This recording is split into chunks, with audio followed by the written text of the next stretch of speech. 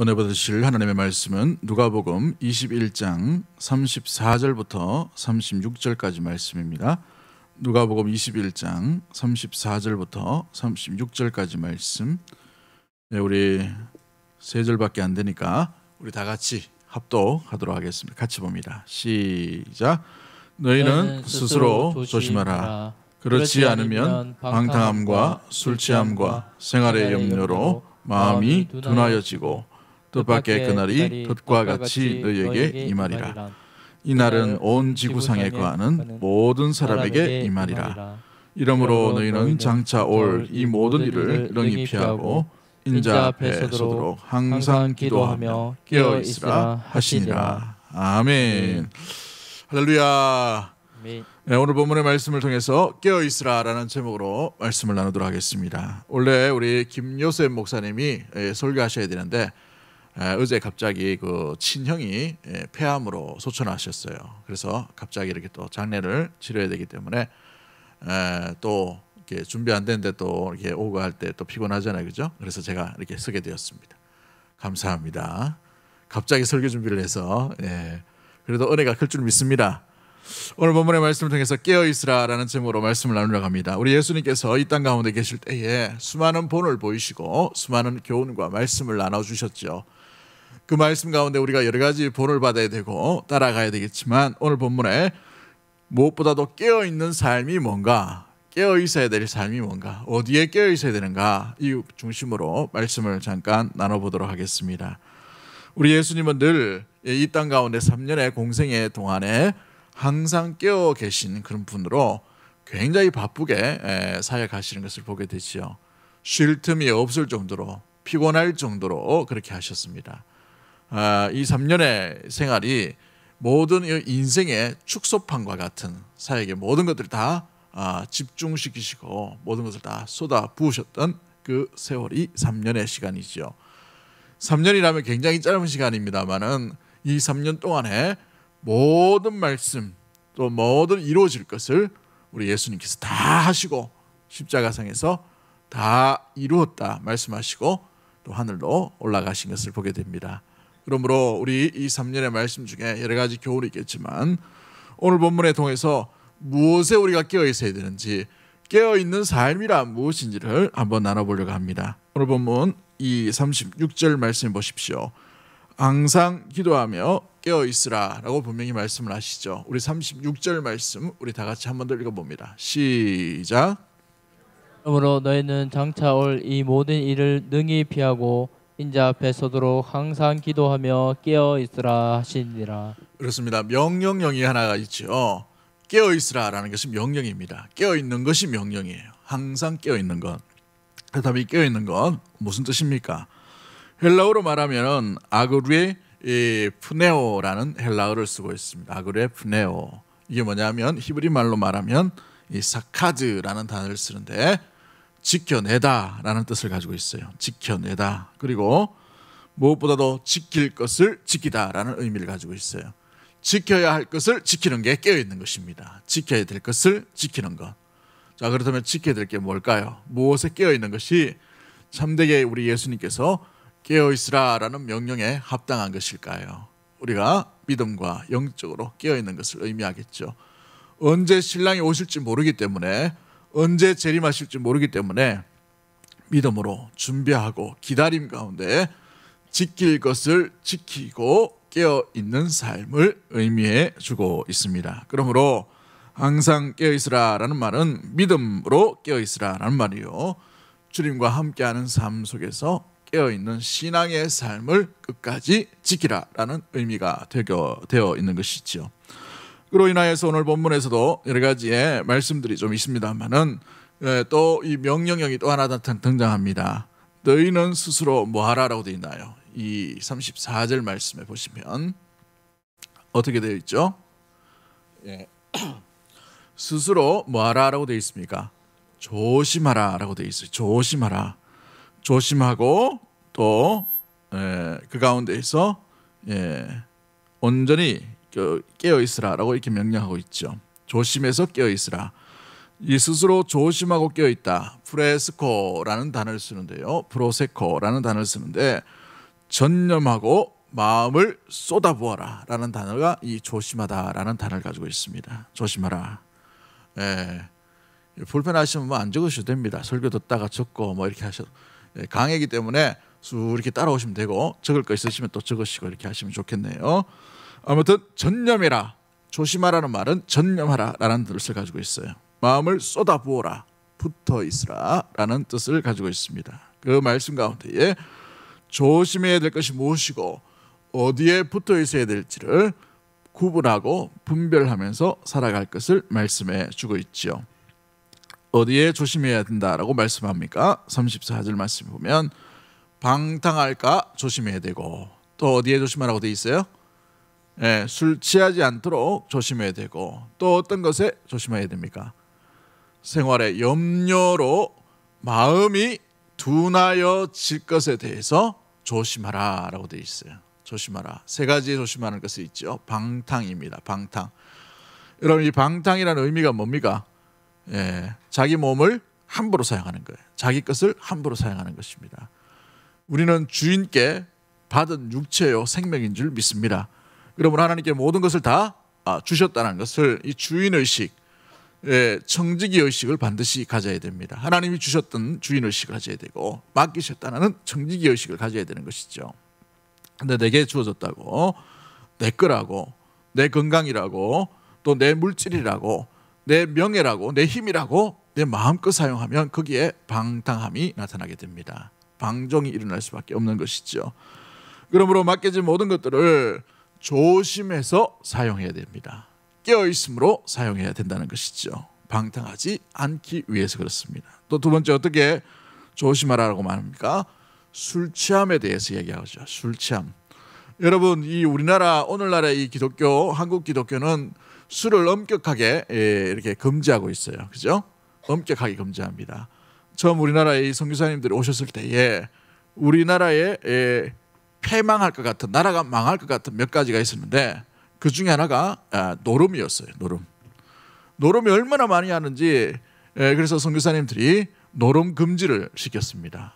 그리고 축첩 제도를 없앴어요. 처벌 두는 것을 없앴단 말이죠. 그리고 딱 보니까 어느 날 교회에서 설교를 이제 준비하고, 목사님, 이 선교사님들이 설교를 딱 하려고 하는데, 어느 장로님이 술이 거하게 취하셔가지고 올라오셔가지고 행설수술을 하는 거예요. 술 취한 가운데. 이거는 아니다라는 생각이 했는데, 그래서 살펴보니까 선교사님들 보니까 술을 적당히 먹어요. 외국인들은 물론 뭐 알코올 중독자가 외국인도 많지만은 이 보니까 우리나라 술은 무슨 술을 먹어요? 말술을 먹는 거예요. 말술. 막걸리를 이렇게 재가지고 말술을 먹는 거죠. 독을 갖다가 들어붓는 거예요. 외국 사람들은 잔에다가 이렇게 술을 먹는데, 그래서 한잔하고 이렇게 뭐 이야기도 하고 뭐 이렇게 하는데, 우리는 어떻게 됩니까? 이야기는 필요 없고 들이붓는 거예요, 자꾸. 그러다 보니 여기서 문제가 많이 일어납니다. 싸움이 일어나고 다툼이 일어나고, 심지어 교회 내에 들어와서도 이게 너무나도 심각하게 되었어요. 그래서 선교사님들이 회의를 하고 난 뒤에 한국인들은 술 때문에 망하겠다, 말술을 먹기 때문에, 그래서 술 금지를 시켜버렸어요. 총회를 통해 가지고. 그러나 지금도 이렇게 일어나고 있습니다만은, 아무튼 신앙에 술 취함이 유익이 없기 때문에 술 취하지 말 것에 대해서 엄격하게 한 것이죠. 고대 사회도 마찬가지입니다. 고대 사회는 이 술 문화가 굉장히 익숙한 문화예요.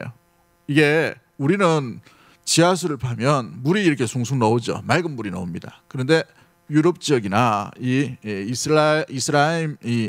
이스라엘 지역으로 보면 물을 파도 물이 안 나와요. 땅이 그렇게 좋은 땅이 아니기 때문에. 그래서 파면 석회질 물이 많이 나옵니다. 그래서 맹물을 마실 수가 없어요. 항상.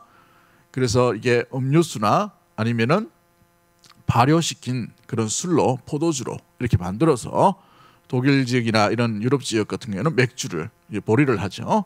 또 다른 지역은 포도를 즙을 내어서 포도즙이나 포도주를 이렇게 만들어서 그걸 물처럼 이렇게 음식할 때, 밥을 먹을 때 이렇게 했단 말이죠. 근데 이게 한두 잔 먹다 보니까, 이게 처음에는 내가 술을 관리하고 다스리고 절제할 수 있었는데, 좀 지나고 나니까 어떻게 돼요? 술이 사람을 점점 지배해 됩니다. 광폭하게 되고 난장판을 일으키게 되고 절제와 제어가 되지 않는 모습들이죠. 그러므로 우리 스스로가 제어되지 않는 이 모든 것들이 술 취함과 방탕으로 이어질 수가 있습니다. 이것은 비단 술뿐만 아니에요. 물질도 마찬가지입니다. 물질도 자기 관리가 안 되면 방탕과 취함이 될 수가 있어요.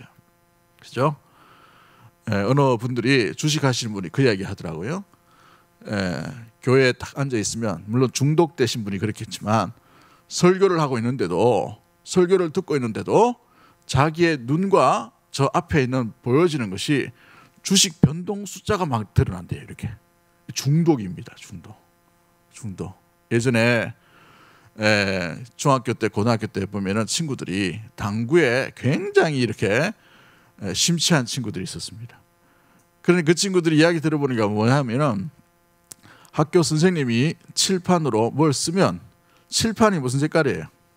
녹색이잖아요.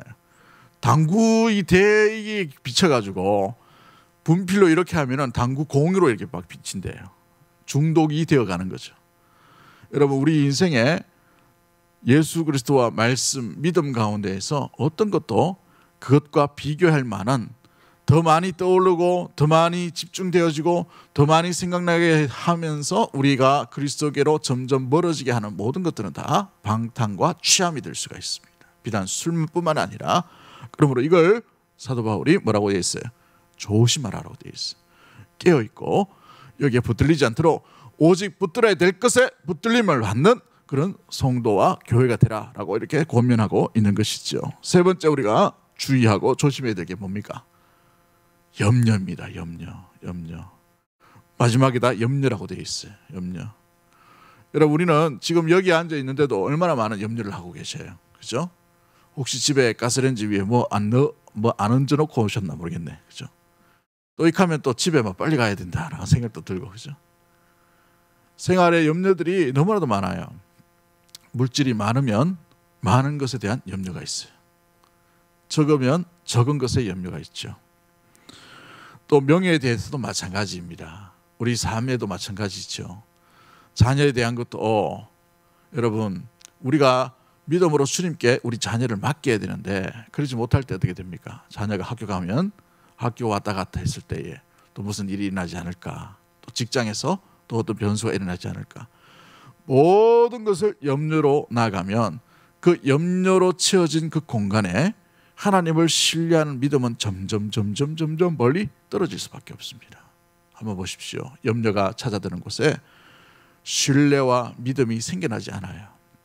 그러므로 주님을 믿는다고 하고 하나님의 절대 주권을 인정하고 나가는 사람이 염려한다는 말은 이중적인 신앙생활을 하고 있다는 사실입니다. 하나님도 믿고 있지만 세상도 믿고 있는 양다리 걸치는 것과 같은 의미인 것이죠. 그런데 염려가 크면 클수록 주님을 신뢰하는 마음이 점점 줄어들게 되어 있어요. 이 두 가지는 병행될 수가 없는 것입니다. 한쪽이 크든지 한쪽이 약하든지. 저와 여러분은 어떤 염려가 지금 이 자리에 있으십니까? 어떤 두려움이 있나요? 어떤 걱정들이 있습니까? 성경에 제일 많이 나오는 명령이 두려워하지 말라라는 겁니다. 두려워하지 말라. 사랑하라 이거보다 좀 두려워하지 마. 이게 하나님의 명령이 제일 많단 말이죠. 사랑하는 성도 여러분, 두려워하지 않는 마음, 염려하지 않는 마음, 이걸 스스로 조심하고 깨어있는 믿음의 모든 가족들이 되기를 주의 이름으로 간절히 축복합니다.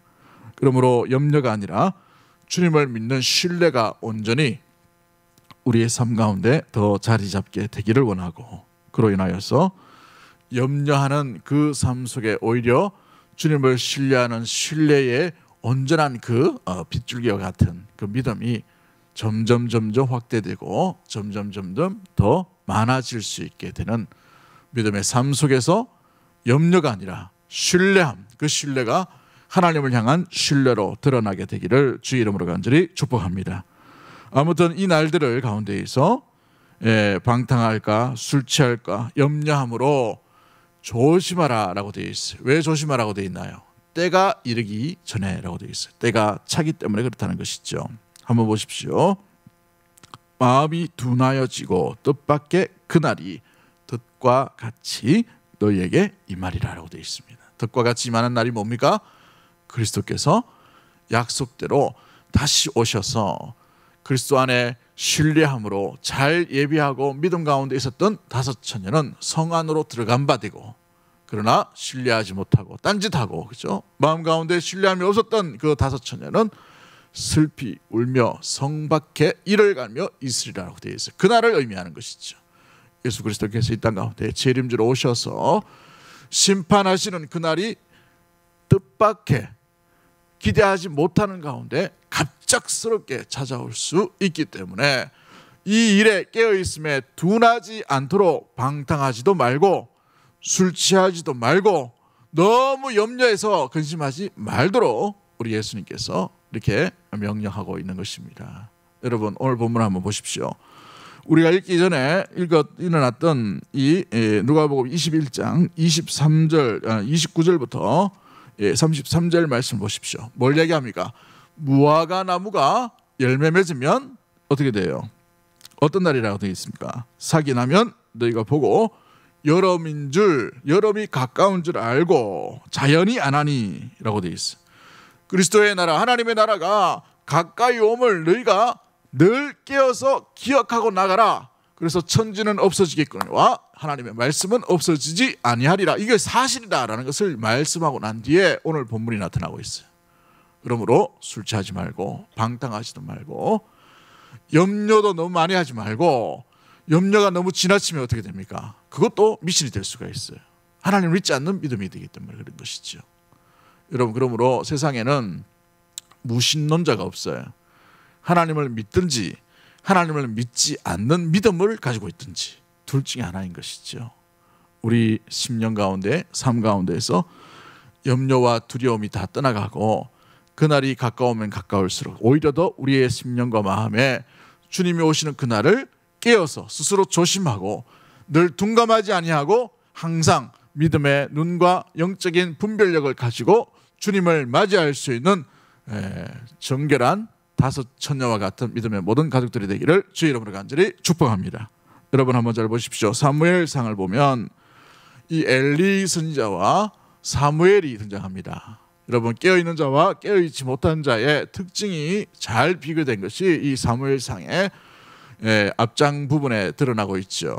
엘리는 대제사장이었습니다. 대제사장. 그 당시에 하나님의 은혜, 하나님의 말씀, 하나님의 통치, 하나님의 임재를 나타내는 상징과 같은 사람이 대제사장이었어요. 그런데 그는 사무엘상 3장 2절 말씀 보면 눈이 점점 어두워서 잘 보지 못하였고 라고 되어 있죠. 그런데 눈만 어두운 게 아니고 저소에 누웠는데 하나님의 말씀도 뭐 하고 있어요? 둔감하게 느끼지 못하고 깨어있지 못하는 거예요. 어린 사무엘이 하나님의 3번 부르심이 어떤 건지도 이 대제사장 엘리인데 잘 느끼지 못해요. 하나님이 부르셨다는 것을 눈치채지 못한다는 말이죠.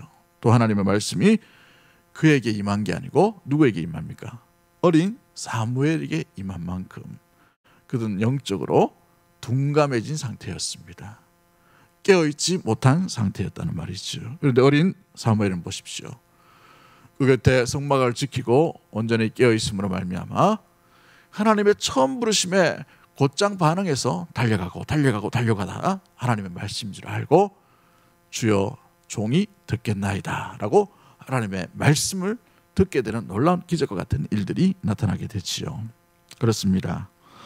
그 가운데에 이 영적인 암흑기 가운데에 깨어 있었던 사람은 대제사장 엘리가 아니라 어린 사무엘이었다는 것입니다.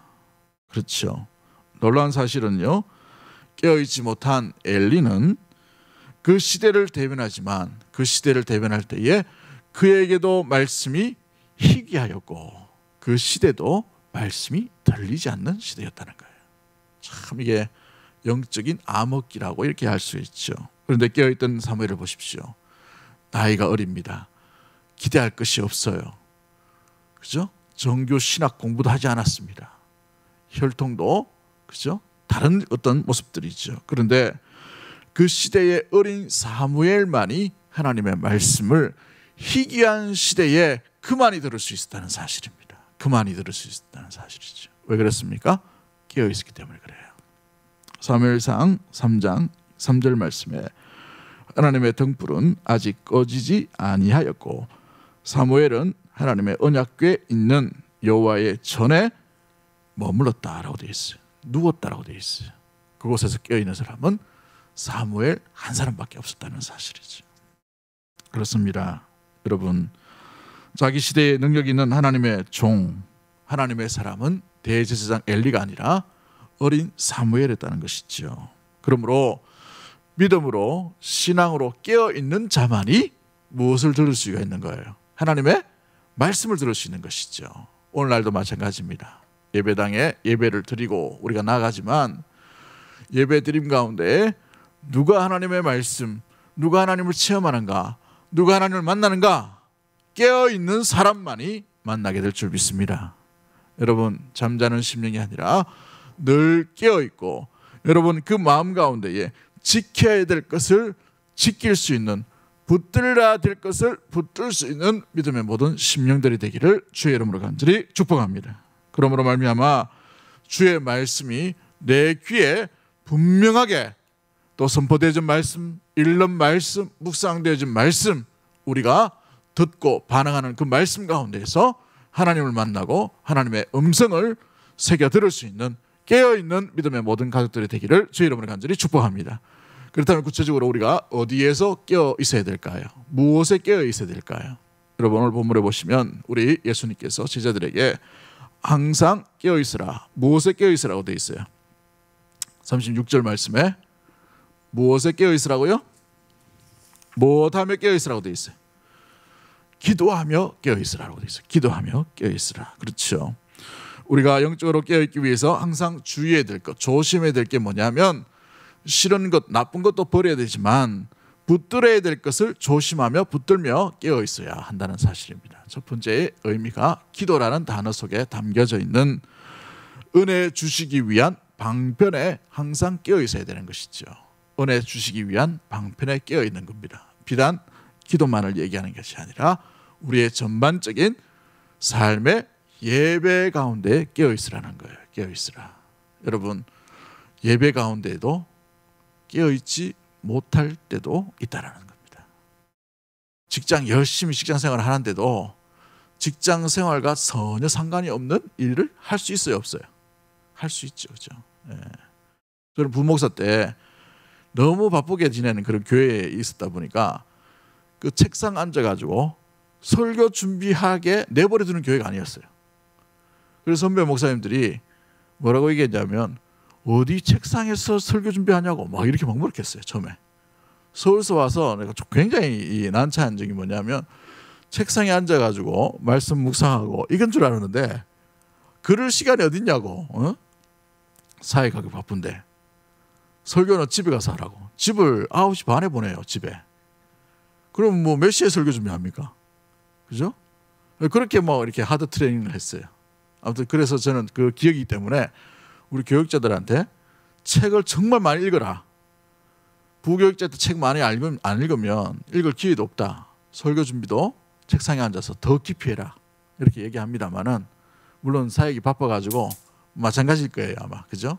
그러나 중요한 것은 우리가 이 은혜 주시는 이 방편에 깨어있는 것이 굉장히 중요합니다. 성경책을 읽더라도 깨어있지 못하게 읽을 수도 있어요. 그죠? 요즘 코로나 세상이기 때문에 예배를 어떻게 드립니까? 몇 달 정도 우리가 온라인으로 드렸어요. 지난번에도 말씀드렸던 것처럼 온라인으로 들을 때 처음에는 무슨 세상에 이런 일이 있나 해서 온라인으로 들을 때 정장을 입고 온 가족이 책상에 탁 둘러 앉아가지고 그 온라인 시간대 가지고 화면을 탁 켜고 스마트폰이지만 조그만하지만 그걸 딱 들고 경건하게 일어서서 하나님의 말씀도 듣고 예배도 드리고 찬양도 했어요. 한 주만 딱 지나니까 어떤 마음이 들습니까? 야, 편하네 이런 생각이 들어요. 그러니까 한 분은 설거지하면서 설교를 듣고 심지어 어떤 분은 뭐 이야기하는데 화장실에 가서 탁 끌어놓고 그렇게 예배를 드린다고 이렇게 하는 분도 있고, 그죠? 어떤 분은 안방에 누워가지고 탁 켜놓고 예배 드린다는 말. 물론 자세가 중요한 건 아닙니다만은 그러나 누워서 그렇게 예배 드리는데 예배가 제대로 될까요? 화장실에서 힘주고 있는데 주님이 그렇게 기억이 날까요? 설거지하면서 막 이렇게 하고 있는데 주님의 말씀과 은혜가 막 기억이 될까요? 안 되죠. 당연히 안 됩니다. 그래서 자세도 중요한 거예요. 자세도. 우리가 와서 여기에 앉아있는 이 자세가 너무나 중요한 겁니다. 3일 저녁이지만 피곤하지만 이 시내에 얼마나 교통이 불편하겠어요. 물론 걸어서 오신 분들 많겠지만 그러나 이 불편한 가운데도 퇴근 시간 마치고 식사도 못 하신 분이 있을 겁니다. 그렇죠? 저도 오늘 아침 점심 이렇게 금식했는데 살 빼려고 금식한 건 아니고 이 연말이 되어 가니까 좀 마음을 좀 이렇게 해야 되겠다라는 마음으로 이렇게 금식을 했어요. 얼마나 배가 고픈지 또 오늘따라 얼마나 전화가 많이 오는지 노예 어제 끝나가지고 그런지 몰라도 아무튼 일 다 처리하고 이렇게 했습니다만은 여러분 우리가 은혜 받는 이 방편 가운데에서 깨어있지 못하면 어디에서 우리가 깨어있음을 점검할 수 있을까요? 예배 드림에도 깨어있지 못하면 우리가 세상 가운데 봉사 일하면서 세상에 직장 다니면서 깨어있을 수 있겠습니까? 더 힘들겠죠. 예배 시간만큼 은혜 받는 시간만큼 우리가 더 깨어있는 영적인 민감함으로 우리가 주님의 말씀과 은혜를 사모할 수 있는 믿음의 모든 가족들이 되기를 주의 이름으로 간절히 축복합니다. 여러분 이건 다짐하셔야 되는 거예요. 내가 내 생명이 끝나는 날까지 예배 드림의 자세, 주님을 만나는 그 자세만큼은 결코 흐트러지지 아니하리라라는 다짐을 하고 나아갈 수 있는 믿음의 모든 가족들 되기를 주의 이름으로 간절히 축복합니다.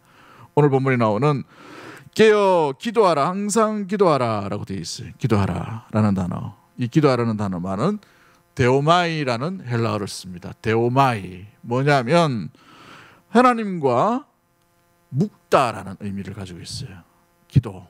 이 기도를 뭐 몇 가지 단어를 씁니다만은 특별히 오늘 본문에 나오는 이 기도하라, 항상 기도하라, 기도하여 깨어 있으라라는 단어에 기도하여라는 단어를 쓸 때 데오마이라는 단어를 씁니다. 데오마이라는 단어를 쓰면서 하나님과 묶어보라라는 말이에요. 묶어보라.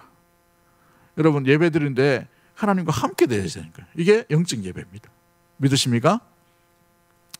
함께 되어야 되는 거예요. 기도할 때 하나님 따로 내 따로 그렇죠? 이게 아니에요.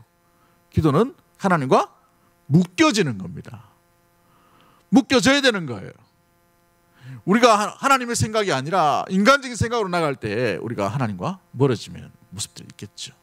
근데 하나님께서 주시는 그 은혜와 말씀과 뜻 안에서 기도해야 될 이유가 하나님과 묶여 있기 때문에 그래요. 묶여져야 되기 때문에 그런 것이에요. 우리 기도, 우리 예배가 하나님께 묶여 있는, 그러므로 하나님과 내가 하나됨에 또 온 성도들이 하나됨으로 하나님 앞에 나아갈 수 있는 복된 시간이 되기를 주의 이름으로 간절히 축복합니다. 때로는 이 하나됨이 때로 우리에게 부담이 될 수 있어요. 때로 예배 드리는 것이 뭐 일주일에 한 번, 이게 쉬울 수도 있지만 고정적으로 굉장히 힘들 수도 있습니다. 또 때로는 여러 가지 변수도 생기죠.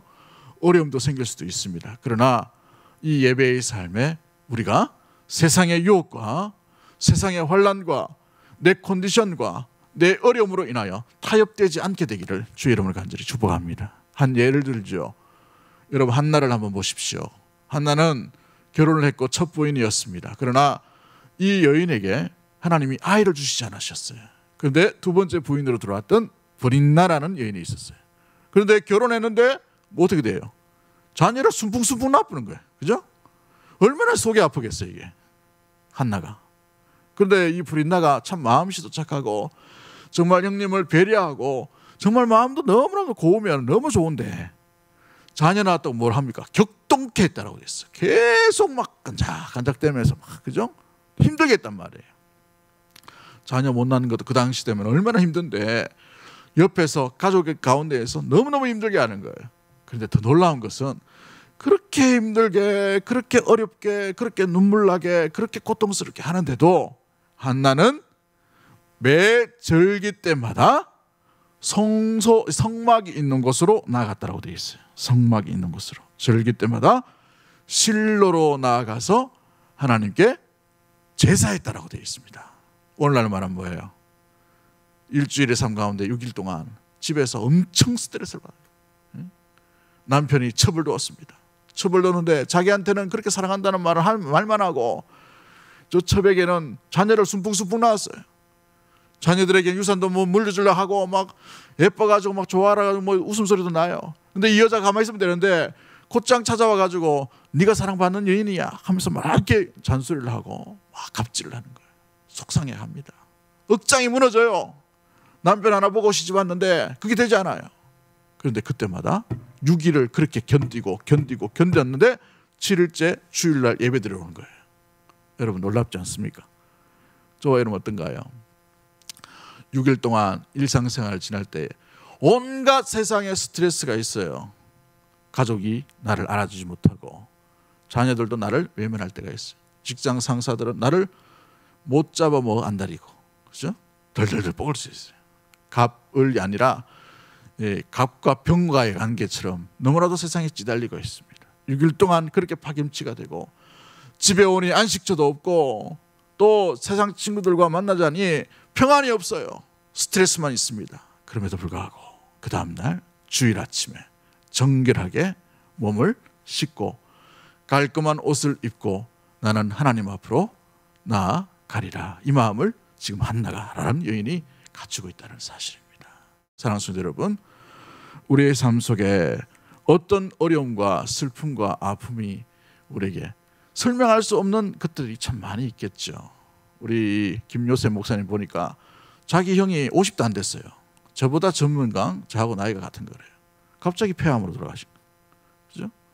이 고통 중에 제일 아픈 게 이게 폐 쪽이다 그러더라고요. 호흡을 못하니까. 이런 일이 일어날 수가 있어요.